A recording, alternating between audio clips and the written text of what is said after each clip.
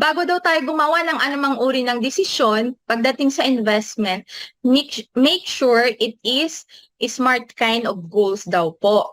Ano nga ba yung smart, Ma'am Janice? Kailangan daw maging specific. Ay, gusto kong bumili ng sasakyan. So, anong klaseng sasakyan? Anong kulay? Parang ganun po. Dapat maging specific po tayo sa ating mga gusto. So, yung M is measurable daw po.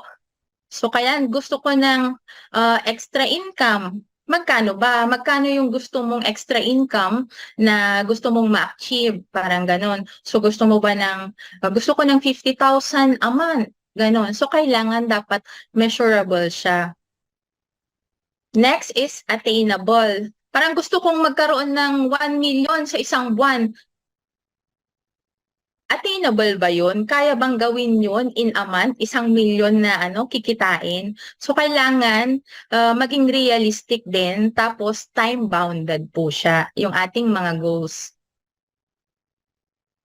So, may tatlong klase daw po ng goal. Meron pong short-term goal, medium-term goal, at long-term goal.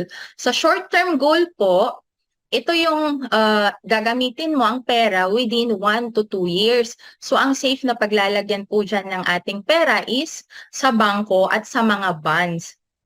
Sa medium naman, ito yung gagamitin mo ang pera mo within 3 to 6 years po. So, pwede po tayong maglagay po dito sa ating mutual funds. Then sa long-term goal naman po, mga dapat mong paghandaan more than 8 years. Pwede po tayo dito, paghandaan po natin yung ating senior years. Pwede po tayong mag-start dito ng ating healthcare kasi 7 years ka lang naman mag-iipon. Then 13 years mo siyang aantayin. So, magiging secured po talaga yung ating retirement kapag na-set up po natin ng tama ang ating mga investment. So sabi nga ni Boss Rex Mendoza, goals without deadline are just dreams. So lahat naman tayo, alam ko, may mga pangarap tayo sa buhay. Yun nga lang, hindi natin siya nilalagyan ng deadline. So ako rin before, may mga goals ako, honestly, may goals ako, gusto ko ganito, pero hindi ko naman siya nilalagyan ng deadline. Kaya nung napasama ako sa IMC community talaga, umayos talaga yung yung pag-set ko ng goal. So unti-unti po is na-achieve ko naman po yung mga goals ko na sinet ko para sa aking sarili. So back sa pag-set natin ng ating mga goals, importante yung why po natin. Bakit tayo nagsiset ng ating mga goals sa buhay? Para ba ito sa iyong pamilya? Kaya ka nagsisave at saka nag-invest? Para sa pag-aaral ng anak mo, gusto mo siyang makapag-aral sa magandang eskwelahan?